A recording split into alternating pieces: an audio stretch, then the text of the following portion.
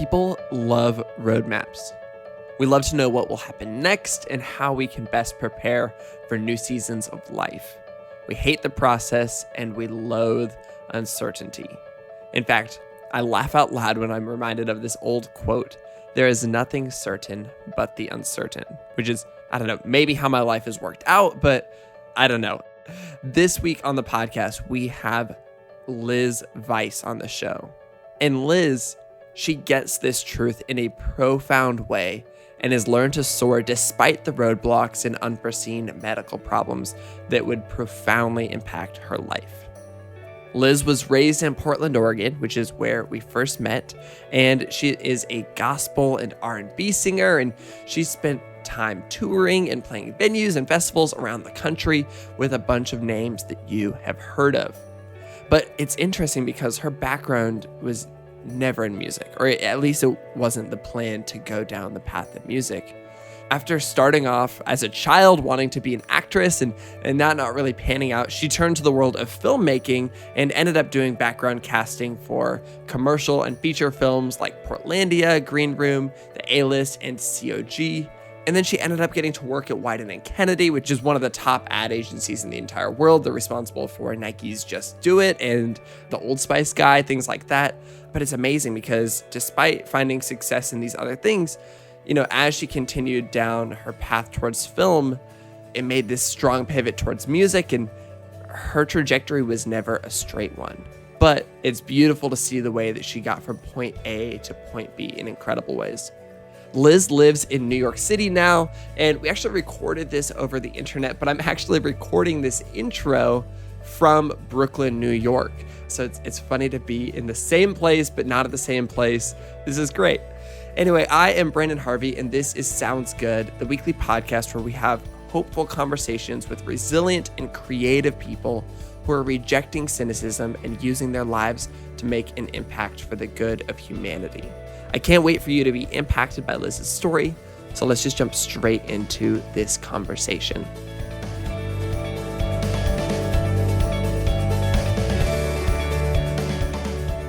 Okay, so you're like one of those Californians that like comes up to Portland and we all hate you, but also like you make Portland awesome. I was 4 years old, so I didn't really have a choice in the matter. Didn't have a choice in the matter. So my nieces and nephews were all born in Portland. Well, actually one nephew wasn't. But yeah, for the most part, like Portland is in my blood. And now that I live in New York City, this is like my first big move outside of Portland as a conscious, aware human being. How's that transition been for you? Well, Friday the 13th will be my 1 year anniversary. Whoa. Mm-hmm. And it feels like it's only been a blip.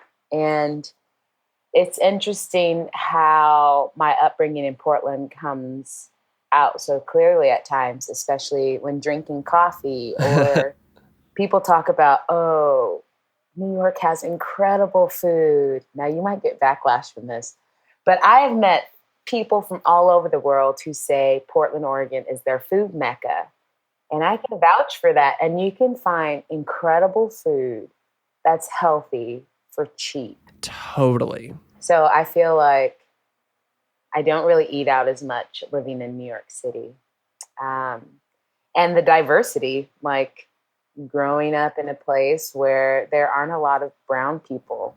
Portland is so white. It's like it's so ridiculous. Oh my gosh. I try to soften the blow and say it's very monochromatic. I had some friends go visit from New York. They're two white dudes. And one of them was like, hey, the one thing I noticed is that all of your friends are white. I'm like, I know that. And what's next? Slim pickings. Actually, I have black friends. I've actually had an array of friends from literally all nations. I guess literally a strong word, maybe a few nations, but from like all over the world, cultural backgrounds, I've always just been drawn to people outside of my culture and outside of the American culture. I think it's a beautiful thing. So, well, when I moved to Portland, that was maybe one of the biggest things I learned in like my first few years in Portland, because I grew up in a small, rural, conservative town in Eastern Washington that it's a beautiful, like amazing town. And I love the people there. But, you know, I moved to the exact opposite city, like progressive, urban Portland, Oregon. And I was living right downtown and I was just so enamored by the stories I would hear from people. And it was a real awakening for me, for sure, to like just bump into people every day where I'm like, I disagree with you, or like, I've never met someone like you, and still liking all these people, you know, like Oh, getting to know yeah. their stories to a point where I'm like, oh, like I'm different from you and I like you. And that was a huge turning point for me in Portland. And that's something that has opened up a lot of doors and opened up my mind in a lot of ways. And so I don't know if it's Portland that does that or just, you know, you and I coming of age in that city, but there's something special there. Yeah. I mean, I went to private school for kindergarten to the 8th grade. And yeah, I mean, I feel like I just grew up having teachers that taught me that recycling is important since day one. Yeah. Like being taught there's a hole in the ozone layer in the 1st grade. Remember watching news reports on the war in Kuwait in the 2nd grade and watching anti-war videos and putting an egg into a glass of Coca Cola. This is what Coca Cola does to your teeth, but you can also clean a car battery with that too. I remember burying like aluminum foil or styrofoam and learning that it was evil. I mean, like Wow. composting and how they banned plastic bags. That was like such a part of my everyday culture. And Totally. moving Yes. to New York, where It's big piles of garbage just sitting on the uh, street. and how much food you throw away. And I'm like, Oh, that could go into a garden. And I'm like, oh my gosh, I'm so bougie. Missing sidewalk grass and just the silence, the quiet, being able to go. I mean, we live by water, so it's really easy to get to the ocean from where I live, which is awesome. I love living by water so much and just seeing it when you're on the train or crossing a bridge, going to the store. Like, I love it so much. Or standing at the train and looking across and you can see the Statue of Liberty. But yeah, growing up in Portland, you meet so many different types of people. And yeah, I mean, we don't really need to go into all of this, but I will say that I've met tons of different types of people, no matter what their beliefs. You still hang out with those people, even if you don't have the same beliefs. That and I makes love sense. that. Yeah. I mean, you're like, wow, this person has a totally different lifestyle than I do.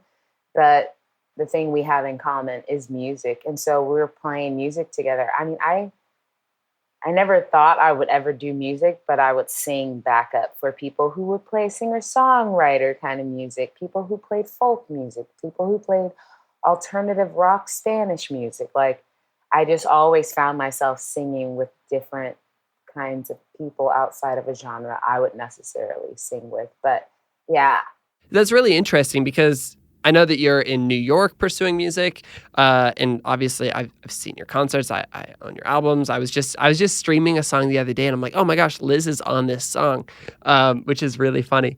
But I know that you weren't always heading in the music direction. Like, what was that like early on? Has music always been a part of your life, and it took a bigger role more recently, or yeah, what is that like? in my mind, I just think, well, all kids listen to music. I mean, I still remember songs from TV shows. Last night, right before I laid my head down, for some reason, the theme song for It's a Small Wonder came on. And like, I haven't seen that show since I was a child. And that just popped into my head. You learn the ABCs, you sing Twinkle, Twinkle Star. Like, babies just sing. And so when I was a kid, I just loved music. I loved movie soundtracks. I would ask my mom to get me the soundtrack of a favorite Disney film before I actually even saw the movie, just to memorize it and sing along with it. And then I was a middle child, so you have to find a way to entertain yourself.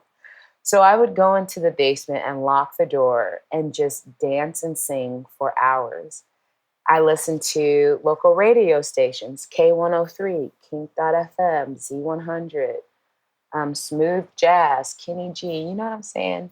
Enya, like Celine Dion, Eurythmics. And I would go into my bedroom with my foot against the door and just listen to music and harmonize and sing and like be emotional and then leave the room. And I wasn't really, maybe I was an emotional person, but I don't really like to cry in front of people because it feels very vulnerable.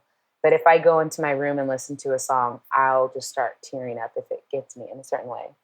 So like music wasn't something that I was opposed to, even though there's a history of music in my family. Like my mom wanted to be a musician, and the story goes that my grandmother in that time said that you need to focus on being a wife and a secretary and having kids.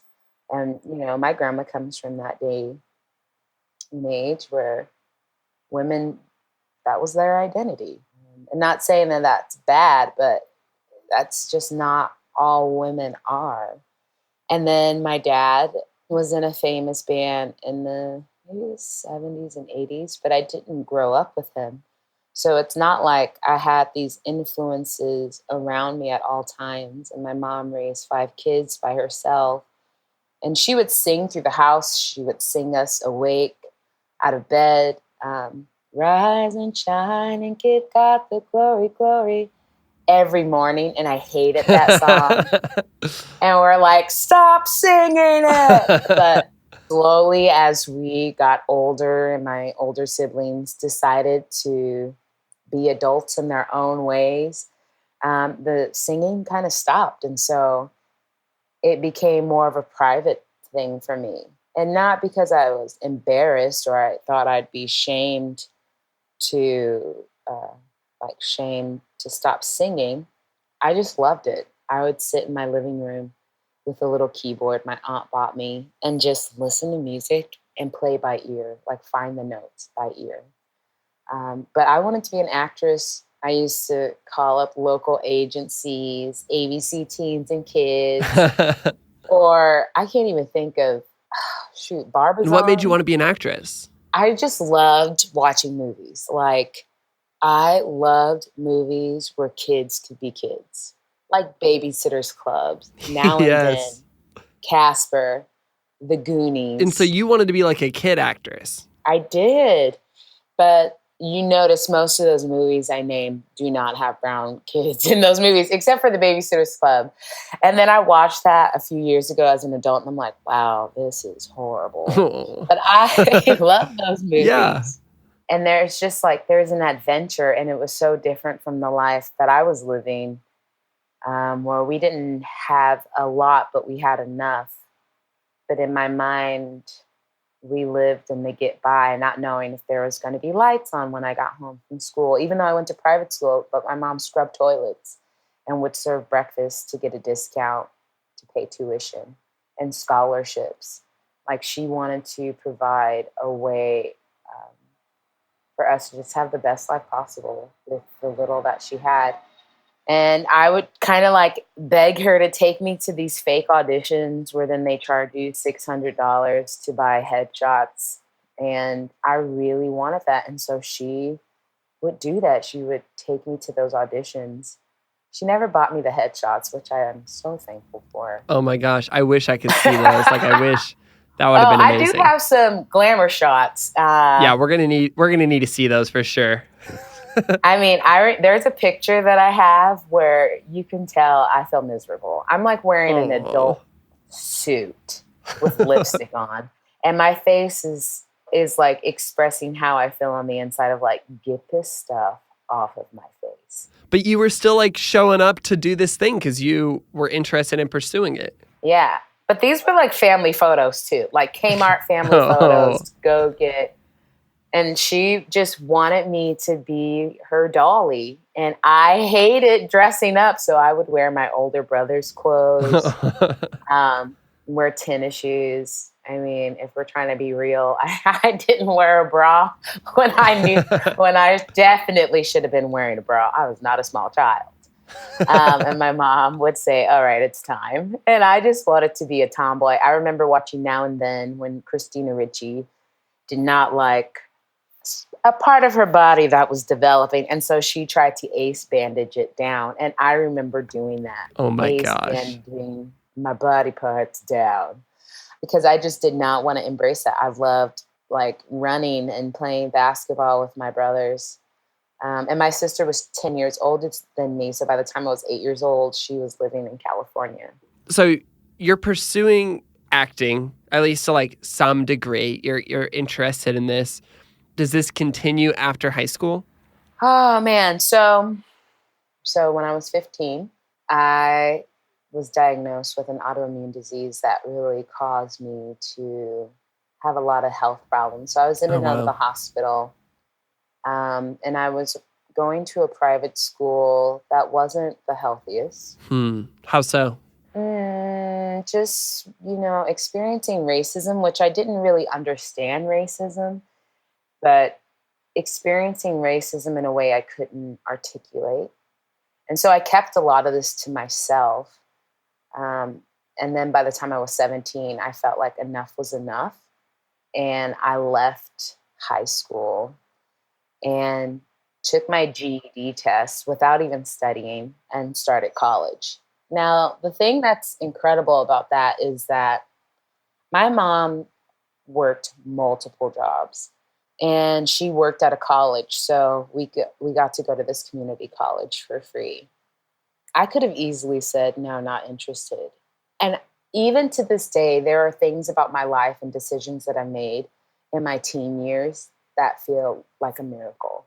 How did I decide to go to college when I had such a horrible experience in high school? And so when I went to college, I didn't even realize I was smart until I was getting straight A's and I was on the honor roll and on the dean's list. And I loved science. Like, it was my jam. I love science experiments. I love biology. I love the arts. I was taking acting classes. And I remember a teacher telling my mom that I needed to go to New York or Chicago if I really wanted to pursue acting because Portland was not going to be the place for me. But as I was in school, my health continued to deteriorate. And by the time I was 19, I was on dialysis. But I was so determined to go to school for acting that I took a Greyhound bus with a friend to go visit a college up in Vancouver, BC. And we both got accepted. And that was the same time that I was told that if I didn't start dialysis, that I was not going to live long. And I was going to figure out a way how to go to school up there. But it just wasn't possible. And they said, we really want you to take care of your health first. And I was just so sad and felt so defeated that all I wanted to do was just go to college with my best friend that I've known since I was 11 years old and take these acting classes because that is what I wanted to do. And so my health just got worse. Like, I lost a lot of weight because my body started to shut down. I was malnourished. I got a couple of bacterial infections that can actually take people's lives. And it was strictly, it's not something that would kill a healthy person, but I got it twice. And yeah, my body was just not doing well. I had congestive heart failure. And so this whole time your body's not doing well, but like, how are you doing like mentally? Because I would imagine that's got to be you not being able to pursue your dreams or just even live the life that you thought you'd get to be living as like a young, healthy girl. That's got to be rough. Yeah. I was angry. And as a person of faith who chooses to follow after a God who is the great physician, who heals, who knows your heart and catches all of your tears, like this fairy tale that I believed in how God would show up and heal me. Like, I would literally tell doctors, you don't need to give me that because God is going to heal me. And I believe that. I really believe that this God that I put my faith in would never allow me to suffer. That doesn't make sense. Like, I was treated poorly in high school, and most of my racist experiences were within the church setting. But I was not going to let those people like take my mind off of who I knew God to be. And this Jesus who loved people, who healed people, who went to the outcast, who was an outcast, who came to say, actually, you've been reading my words wrong. This is what I actually meant. And let me go a little bit further. If you really want to say you love me, then you have to love these people that you don't think belong to me. Surely this man will show up and heal me. And I just got worse. And I got angry. And I wondered, why me? Why me?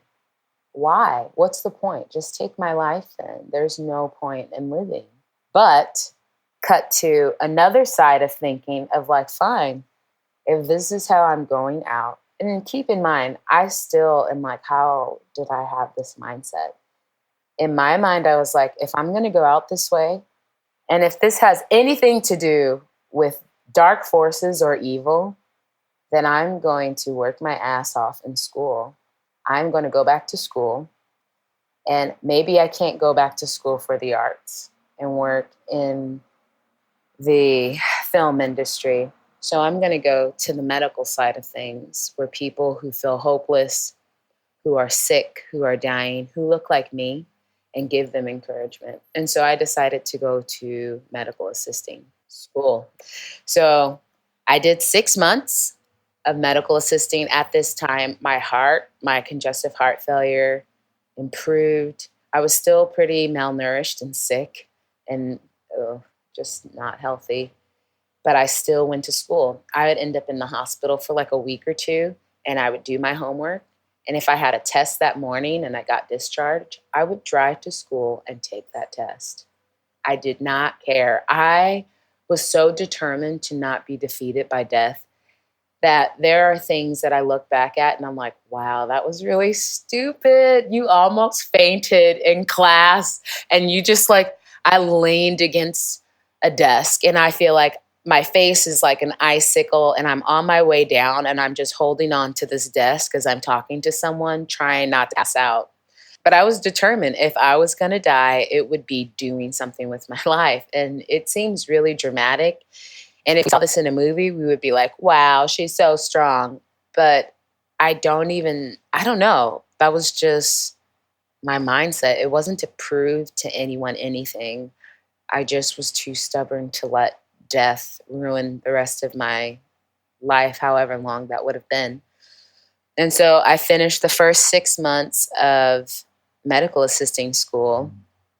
And the week before finals, I got a phone call at 5:30 in the morning that they had a kidney for me. Now, I had gotten a call 3 months prior that they had a kidney for me, and I missed the Lion King Broadway show to go to this hospital and they took so much blood. Oh my goodness.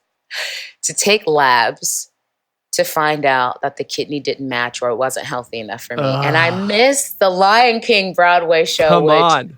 I've loved. That was like my soundtrack. Entertainment and music. It's like the perfect Entertainment and Liz music world. Right? Come on now. So getting this phone call at 5:30 in the morning, which I hated the sound of the phone ringing because bill collectors would call our house all the time. So I always kept the ringer in my phone off in my bedroom.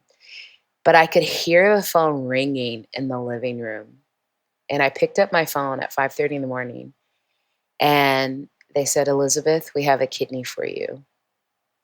Now, my pager didn't go off. None of that went off. But I heard the phone ringing through my sleep in the living room. And when I answered it, they said, we have a kidney for you. I don't even know how to describe that feeling other than I got out of bed. Then I went into my mom's room and laid in her bed next to her. And she's like, what's wrong? And I said, they have a kidney for me. So I need to go to the hospital. And then I went into the bathroom and I started running water and I sat in the bathtub and I took a bath. In my mind, I thought, if I died on the hospital table, at least I would be clean. Oh.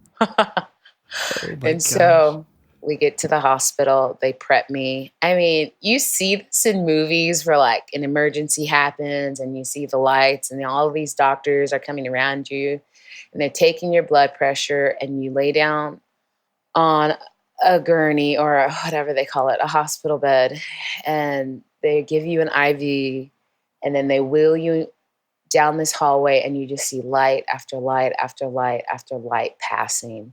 And your mind is spinning and you're trying to catch up with reality. It's like your mind is spinning and your consciousness is like running after your body of like, hold on, what's actually happening? And so reality and the imagination have not come to terms with what is happening.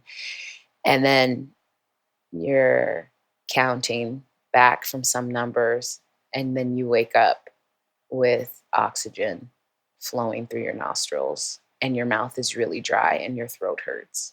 And then I wake up and I have people from the church community that I was a part of who, it was a small community, and they would come by my side. And when I was in the hospital, like, and couldn't eat because I was attached to like a feeding tube, they would come and feed me oatmeal, or I'd wake up out of morphine sleep and see someone doing a crossword puzzle from me. And then to wake up after this surgery to see those same faces of like, hey, you made it. You're here. You're alive. That's like beautiful. And what did it feel like to be out on that other side, to, you know, for this to not have been a fake out Lion King moment and for you to actually, you know, be with people you love, not dead and clean?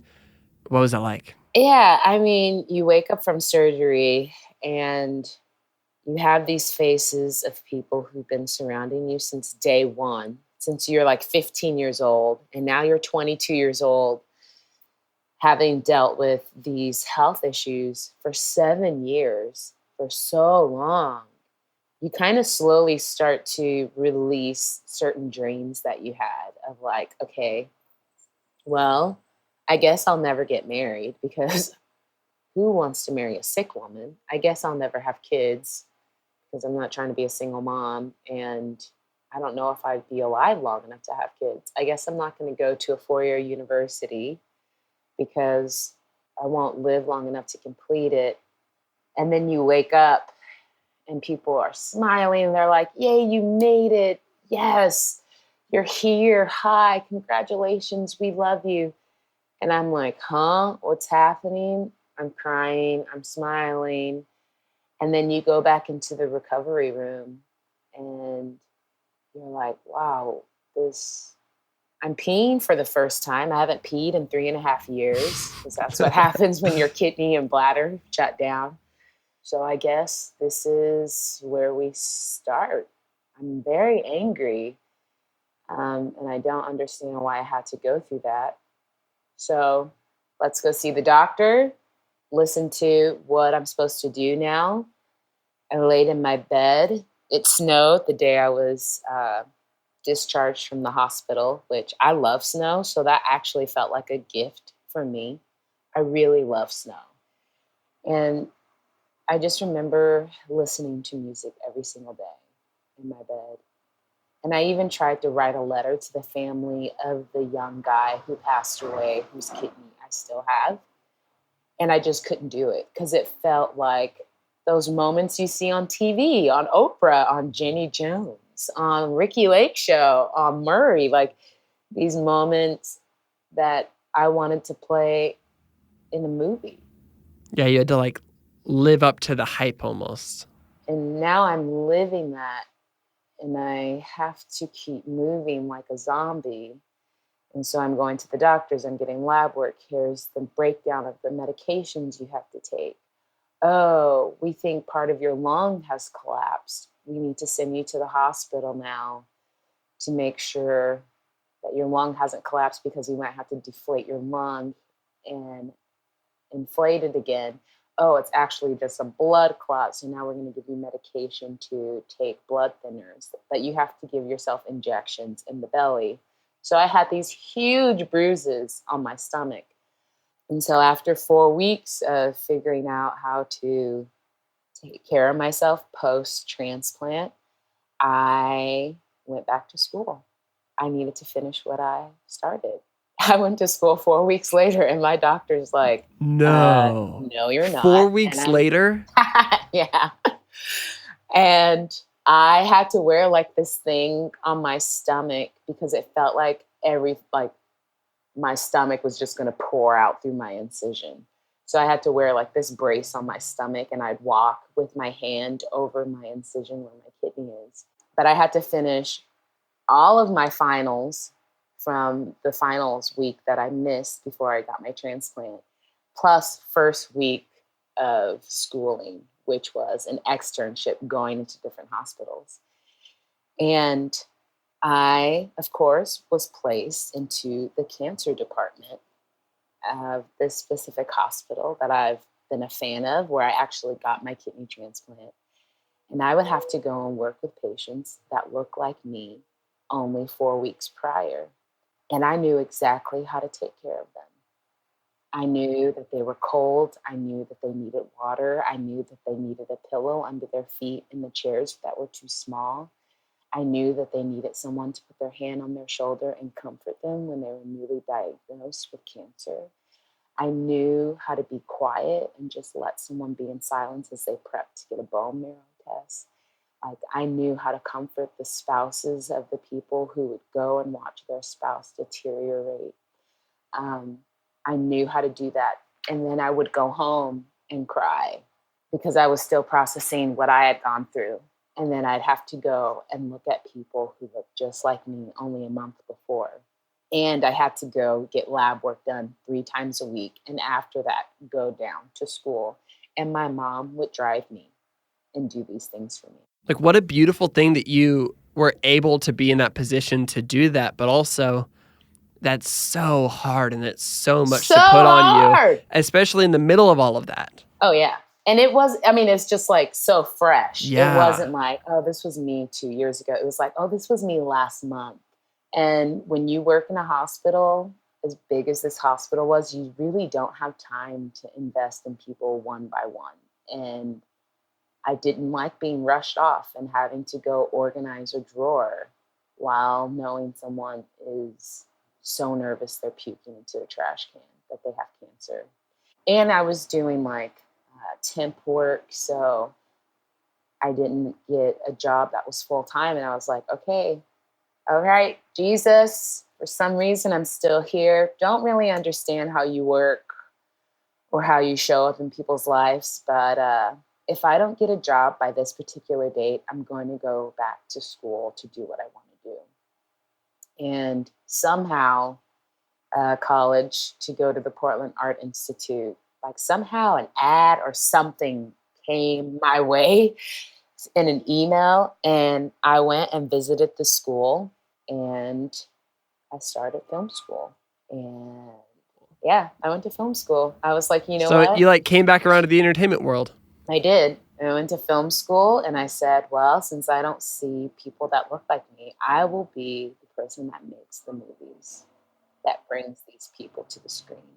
And from day one, it was like, hey, we need an intern to work on this film. We're looking for seniors. I had already had credits. I had like 2 associate's degrees, Associate of Science, Associate of Arts, and my certification in medical assisting. So by the time I went there, I already had credits. So maybe I was like sophomore status, junior status. I said, I'll do it. I literally just like took any job that came my way. It's free. I don't care. I remember working on set where I was scooping dirt into a bucket that had a hole in it, only to be dumped on set. So I was always picking up dirt and then pouring it back out seconds later for this commercial. But in that, I got to meet a lot of incredible people, and I also had a lot of people tell me I was going to be eaten alive because I wasn't thick-skinned enough, that integrity didn't matter in this industry. And I was like, I don't believe that. I believe that I can treat people well and still get to do what I love. And it's harder to get noticed. But there was one guy, his name is Simon Max Hill. And I worked on this film set where it was freezing cold. And he would ask me to do things, and I like go start a fire in this tent for these extras to go stay warm when they're not on set. I've never started a fire, let alone with a propane tank, let alone in a tent without matches. So my thing is I'm not going to pretend I know how to do this. I'm going to ask someone who does. And Simon noticed that. And he's like, you're getting these things done. Like, I don't have to beg you to do these things. And I think when I graduated from school, well, one, I finished school and I was asked by the department head to give the graduation speech. Wow. And I was so scared, but a lot of people knew my story because you have to tell your story when you're in school, a little bit about yourself and why you're in film school. And I really bonded with a few teachers from my school. And I will say we had a lot of crappy teachers, but I took advantage. I would be at school from 9:45 a.m. until 11:45 at night, teaching myself certain softwares that we didn't have classes for, how to author DVDs so that if I shot a wedding, I would be able to make a DVD for them to have different menus and they could have interviews or like just different parts of the DVDs for whatever the project was. It didn't matter. I would teach myself how to edit sound in Pro Tools. I was so determined to learn how to make movies that I would be in school from 9:45 in the morning to 11 p.m. and set up meetings with teachers to teach me certain software programs that weren't being taught in school so that I could learn how to do these things for myself when I would do freelance projects. Yeah, so I was just like super determined, and this led to me being the speaker for the graduation, for my graduating class, actually for the whole school That's unreal. That's amazing. You're like brushing by that, but that's a big deal. I mean, I wanted to say no right away, but I was the first female to ever give a graduation speech in my department. And so I had to represent. And I remember the way to reason to myself to be brave enough to do this was to pretend that I was prepping for the Academy Awards. One of my teachers helped me write my speech. And I made it personal, but I didn't want to make it didactic. I didn't want it to be preachy because I knew people didn't have the same faith beliefs as I did. But there are principles that we can all apply, whether you believe in Jesus or not. And that is, we all need hope. We all have a story, and we all have to overcome something. And so that was the purpose of my speech, was to say, there was a point in my life where I saw no future. And now I'm graduating with honors from college, a place that I never thought I would live to see. And so when I started my speech, I pretended to pull an award from under the podium and introduce myself for the Academy Awards. And then thank them for laughing because I didn't know how that would play out. And I almost didn't do it, but my teacher was like, Courtney was sitting across in the audience and she was like, you have to do it. And so we're like looking at each other while all these other teachers are giving speeches. And I'm debating on stage whether or not I'm going to try to be funny. So yeah, graduation. Yes, when I went on stage, I pulled this basketball trophy. It looked close enough to an Academy Awards out from under the podium. And I was like, I just first want to thank the Academy. So I had to let myself know that by doing this speech, it was preparing me for when I received my Oscar from when I wrote movies. And I graduated and I thought, what's next? But I did get a scholarship that guaranteed me a paid internship position for a local morning TV show, AM Northwest, with Helen Raptis and Dave Anderson. And my boss, I remember him telling me and another intern, I don't do this often, but I think you guys are awesome and I'd love to see you guys produce a segment. And so I brought in a friend that I had met through a storyboarding class to talk about a documentary he did on the Portland Trailblazers. And he sold out. His DVDs sold out. And a portion of the money went back into a nonprofit, and it was awesome. And then after that, he would hire me to author DVDs for documentaries that he directed. And I finished working on that show, and the next year, I got offered a opportunity to apply for a scholarship to get my master's in producing. And I applied. They flew me to Virginia. I showed my short film. I got the okay to get that scholarship. Like, I won the scholarship, and I turned it down because I felt that if I was going to go to school for film to get my master's, it was really because I was afraid that I would not survive in this industry. And if I was going to have a plan B, then I shouldn't even have said yes to this journey in the first place. So I turned down $100,000 scholarship. What? Oh my I know. gosh. That like hurt a little bit to hear. I know. But then I got hired to work on a low budget TV show.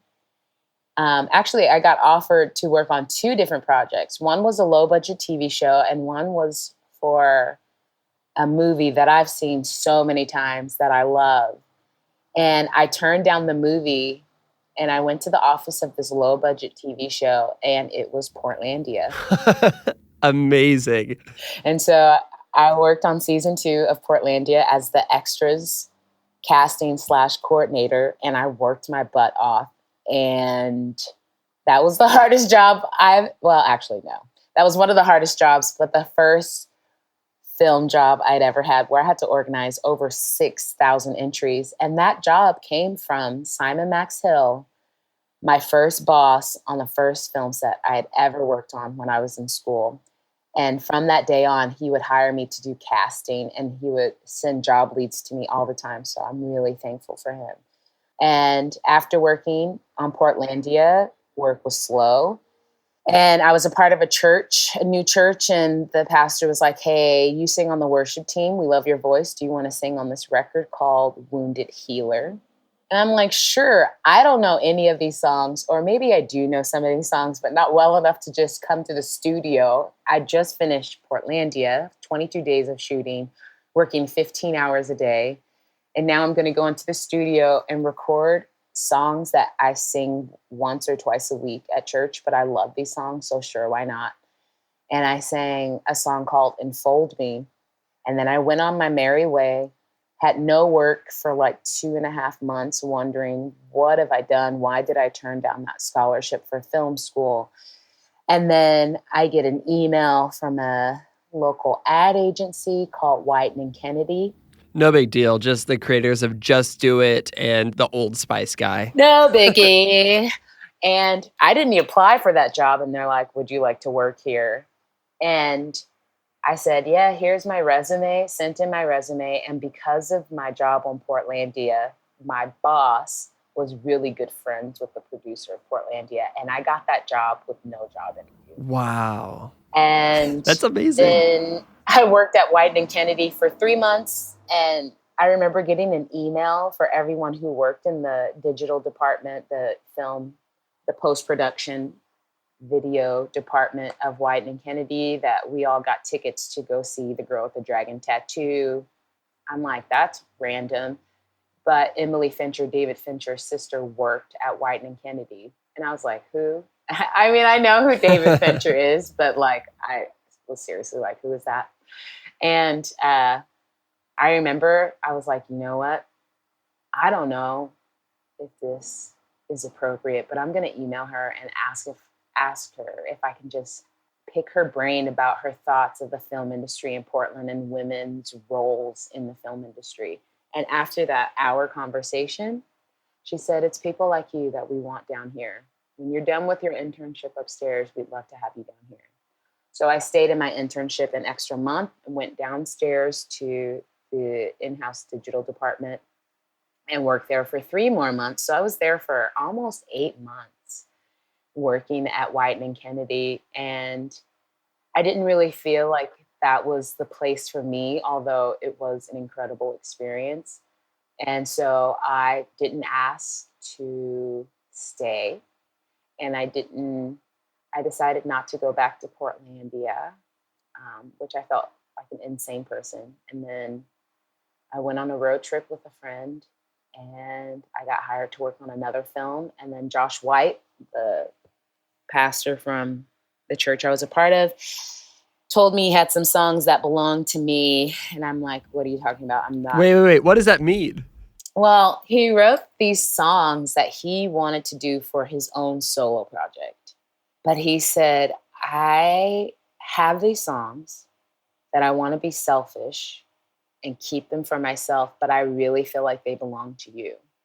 And so I'm going to write you an album. And I'm thinking, okay, that's really nice, but I'm not a musician. I only sing once a month, and I need to pay off my student debt. And I love working in film, no matter how hard it is.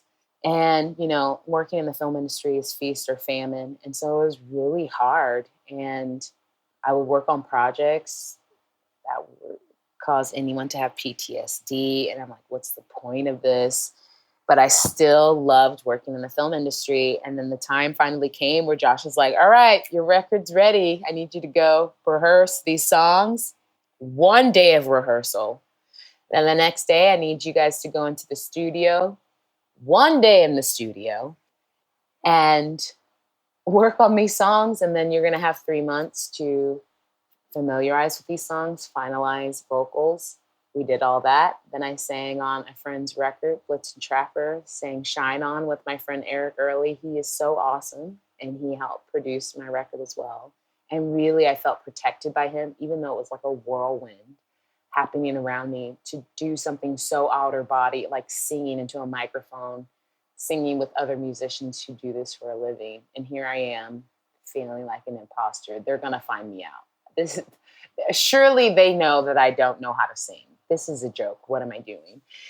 And then release my record. We sell out at Mississippi Studios in 10 days. The buyer calls me and says, hey, we've never had that happen before. Would you be interested in opening up for Cody Chestnut? I'm like, what? And at that show, someone's like, hey, love what you're doing. Would you be interested in opening up for St. Paul and the Broken Bones? Call me, say, what? And then from that show, it's someone saying, hey, would you be interested in playing at the Blues Festival? And then from then on, it was just word of mouth, getting hired to play these different shows. Wow. These artists headlining at Mississippi Studios. What's going on internally for you in this moment where you're like, okay, all of these things are aligning. I'm having random successes, like one after another in this world that I didn't think I was going to be in at all while you're still like hustling in this other world. Yeah. What's going through your mind? What is this? Why didn't I go to school to be a doctor? That's what I was thinking. You can't live this way. What am I doing? Who do I think I am that I can do these things? They don't pay very well. I don't know what I'm doing in music. Film isn't working out, and I'm not willing to sacrifice my morals to kiss someone's butt to move up on the ladder. I just can't do it. I can treat people normal, but then I would find myself befriending people who can't move me up on the ladder. But those are just the people that I felt drawn to, those relationships. And so music is unfolding, and I'm thinking, what is this? Is this something I'm supposed to look into, or can I just not do it and say that was fun? This is great. And I was doing music full time for a year, no management, no agent, selling CDs that I would then save up money for and buy more CDs. And then the next year I get contacted by someone who wants to manage me and help me make more records. And I'm like, what? No, this is a joke. Am I supposed to do this? Do I have to do this? Is this how calling works? And so, I listened to different sermons or seminars on knowing what you're supposed to do, career finders, what you're supposed to do with your life. And it's always pointing to people on the outside will let you know what you're really gifted at, what your calling is, quote unquote calling. And I don't even like that word because sometimes it's just so far into the future and not present that you feel overwhelmed that I cannot do this for the rest of my life. But when I practice saying, this is what I do for now, it makes it more palatable. And music just blew up. And I was touring with like Lecrae, Blind Boys of Alabama, opening up for the Temptations, open up for Joss Stone, like headlining shows, selling out shows in LA and Atlanta and Chicago. And I'm like, who is doing this? Who gets to live this? And you go home and you feel lonely and you feel exhausted and you feel spent. But then you go to these shows where people are like, my sister just passed away, but she was a huge fan of your music. Or remembering that I sang by the side of a man who was passing away from cancer because he loved my voice. Like, I was the last voice that he heard before he passed away. And just being in these situations and these positions and thinking, wait, is this me? I feel like I'm suffering from locked in syndrome. Like, my body is here on stage, engaging with these people, hearing these stories, bringing comfort to these people. But I don't know if I want to do this. I don't know if I have to do this. And then I get an offer to work in New York City, to be the music director at a church. And I'm like, look, I love Jesus, but I have an issue with his followers. And I'm like, I totally get it when people say that. But I do think community is beautiful. And it took me a year to say yes, but New York is the place that I've been wanting to live for years, a place that I never thought that I would live in because I was sick. Place I never thought that I would live in because of the film industry. How would I excel in my craft if no one invites me? And I've been invited to this table of music where I'm not asked to save people, but asked to bring people together, no matter their beliefs, to remind them that they have the power to bring peace on earth, to remind them that they have the power to feed their neighbor, whether they like them or not. To have the power to remind women that they have a voice in this world. I've been mentoring young people since I graduated from film school, because I used to teach film, and I volunteered with this nonprofit for like 5 years to teach kids how to make movies from inner city, like young inner city kids who don't have access to join a summer program that costs hundreds of dollars. Kids in rehab facilities, kids in foster care systems. I got to teach them how to tell a story through film, through a medium that I love, through a medium that causes people to come together to just shut up and look at a screen and watch a story unfold. And now I'm doing that with music, and I tell my story from stage. And no matter what your beliefs are, no one can argue against my story. This is absolutely incredible. You've gone through this story where, you thought you were heading in one direction and something got in the way of that. And then you were able to overcome that and continue pursuing this film direction. And then all of a sudden, your identity or passions or interests or abilities shifted and you went in this totally different route. For people who, they're still trying to figure out what their calling is or their direction is, and maybe their story looks a little bit like yours. What kind of advice would you offer them? What's an action step they could take to not necessarily follow down the path that you followed, because they don't need to become the next Liz Weiss, but let them do something that allows them to become themselves in a more full way? The first thing that comes to mind is be honest with what you actually want. I just wanted to tell stories. In my mind, to tell stories was through film.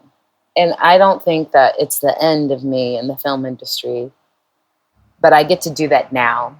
So I guess it's knowing what you actually want, the root of what you actually want, and telling stories is bringing people together. At the end of the day, it's like, what do you really want? And are you willing to be flexible? And is your identity so tied in to what you do that you can't be flexible? Then I think you need to examine why. Because it's when you're squeezed. I've once heard it explained like this: we're like sponges, and it's not until we're squeezed that we actually know the substance that's inside of us. And so when everything was stripped away from me, my health, my dignity. I mean, like being in a hospital gown where people are touching your naked body all the time, you kind of like, whatever. What actually is left after all of that happens? If music ends for you and that means your life ends, then something is not right. So be flexible, be open, have people surround you that will kick you in the ass to say, get up and keep fighting for what you know in your heart you're supposed to be doing. Get up. I think that's the only reason why I'm still doing this, is because people won't let me quit, because they see something inside of me that I've yet to see for myself.